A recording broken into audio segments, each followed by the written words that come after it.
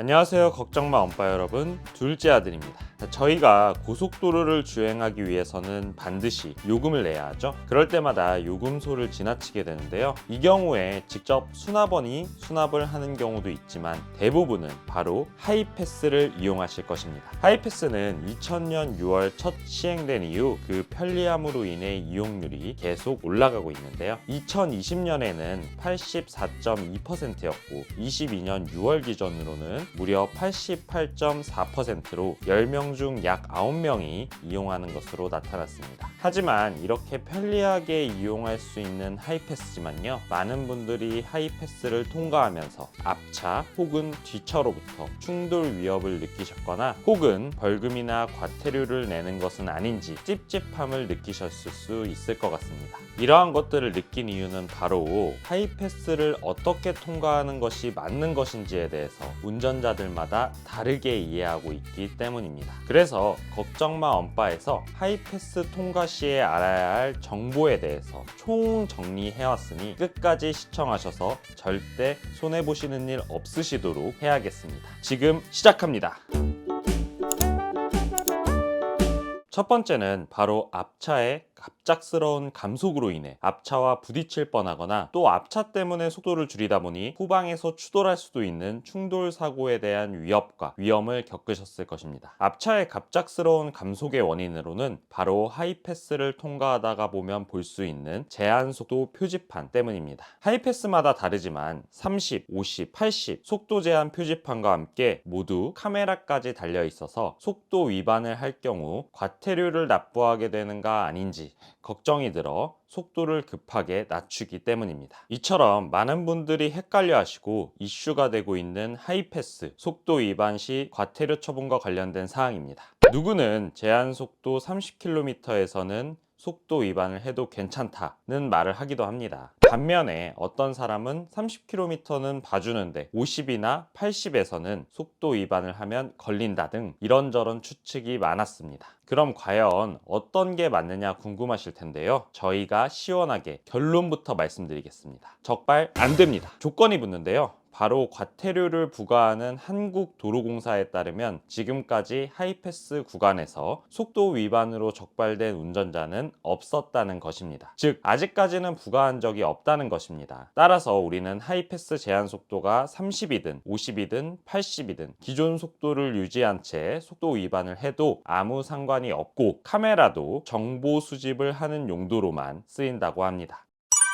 그렇다면 왜 카메라만 달아놓고 하이패스 구간에서 속도 위반 차량을 단속하지 않을까요? 바로 현실적으로 주행 중 발생할 수 있는 여러 문제들 때문입니다. 단속을 위해 투입해야 하는 대규모 장비와 인력에 대한 예산 문제도 있지만 제일 큰 문제는 사고 위험이 있다는 것입니다. 운전을 하다가 하이패스 구간에 진입하게 되면 통로가 좁다 보니 긴장을 하게 되는데요. 여기에다가 속도 제한 표지판까지 있으니 표지판을 발견한 후에는 놀라서 속도를 급하게 줄이게 될 수밖에 없습니다. 때문에 하이패스 구간에서 단속을 할 경우 전방, 후방 추돌 사고의 위험이 있습니다. 또한 하이패스 구간 중 차량 통행량이 특히 많은 곳에서는 속도를 줄이게 되면 병목 현상이 발생하여 교통 정체의 원인이 될 수 있습니다. 그러므로 단속까지 한다면 급정거하는 차량들이 더 늘어 교통 정체, 교통사고 발생 위험이 훨씬 커질 수 있기 때문에 단속이 어려운 게 실제 하이패스의 현실입니다.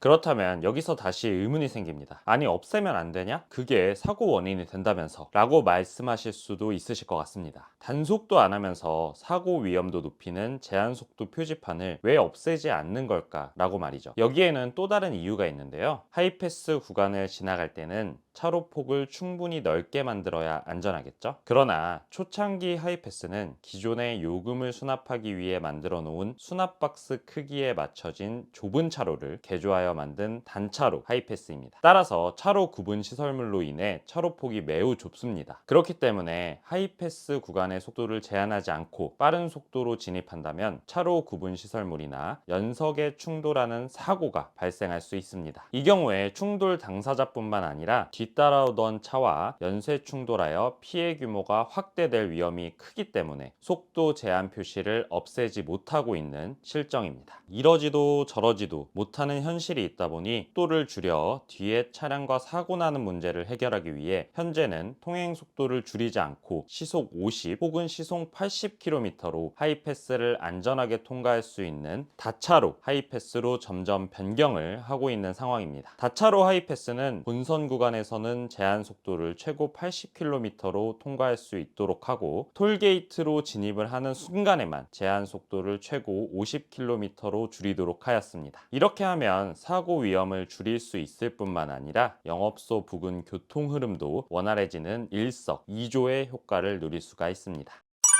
그러면 다차로 하이패스에서는 단속을 하는 것 아니냐 하시는 분들 계실 텐데요. 50이든 80이든 30이든 상관없이 제한 속도를 위반하여도 문제가 되지 않으니 원래 주행하던 속도로 계속 주행하시면 됩니다. 결국 정리하자면 하이패스에 속도 제한 써 있다고 급하게 속도를 줄이지 말고 교통 흐름에 지장을 주지 않는 선에서 지나가시는 게 더 안전합니다. 결국 하이패스에서 제한 속도 과태료는 없다라는 결론인데요. 그럼 우리가 주의해야 할 다른 과태료는 무엇이 있을지도 궁금하시겠죠? 이것 또한 중요한데요. 왜냐하면 잘못하면 지금부터 설명해드릴 이러한 이유들로 하이패스 통행료의 10배를 과태료로 낼 수 있기 때문입니다. 특히 주의해 주셔야 됩니다. 주행하시다 보면 차량 전면 유리에 썬팅이 짙어서 하이패스를 인식하지 못하거나 혹은 하이패스 전원이 꺼진 상태가 있을 수 있고요. 통신 오류로 유금소에서 하이패스 단말기가 인식되지 않는 경우나 주행 중 실수로 하이패스 전용 차로가 아닌 일반 차로를 통과하면서 수납하지 않고 그냥 지나가 버려서 통행료를 못 낸 경우도 있으실 겁니다. 누구나 한 번쯤 이런 경험이 있으실 텐데요. 이런 경우 일부 운전자들은 당황하여 차를 멈추거나 차에서 내리거나 후진을 하는 경우도 있는데 이는 매우 위험합니다. 그냥 통과하시면 됩니다. 얼마 지나지 않아 통행료 고지서가 우편으로 날아오면 그때 납부하시면 됩니다. 반면 다음과 같은 경우 무조건 통행료의 10배를 과태료로 내야 하는데요. 집중해 주셔야 합니다. 첫 번째로는 1년에 20회 이상 통행료를 내지 않은 상습 미납자나 3차례 이상 청구서를 발송했음에도 요금이 납부되지 않은 경우입니다. 이 경우에는 만약 통행료가 2,000원이었다면 과태료 2만 원이 더해져 총 22,000원을 납부해야 합니다. 더구나 유료도로법에 따라 예금 압류 및 공매 처분과 함께 편의시설 부정 이용죄로 형사 고발이 되면 3년 이하의 징역 또는 500만 원 이하의 벌금까지도 부과될 수 있습니다. 두 번째로는 하이패스 카드 또는 단말기를 위조 또는 변조하여 통행료를 납부하지 않거나 할인받는 경우입니다. 세 번째로는 통행권을 타인의 통행권과 교환하여 통행료를 면탈 또는 할인받는 경우. 네 번째로는 감면 대상자 증표를 위조 또는 변조하여 통행료를 납부하지 않거나 할인을 받는 경우입니다. 다섯 번째로 타인 소유 감면 대상자 증표를 이용하여 통행료를 미납하거나 할인을 받는 경우도 10배의 과태료를 부과받습니다. 지금까지 하이패스 제한 속도 단속 여부, 통행료 미납 시 해결 방법 및 10배 과태료를 납부하는 경우 등 하이패스에 관한 모든 것에 대해 알아보았습니다. 이제는 하이패스 더욱 안전하고 편리하게 이용하실 수 있으시겠죠? 저희 채널에 힘이 되는 구독, 좋아요, 알림 설정 꼭 부탁드리겠습니다. 감사합니다.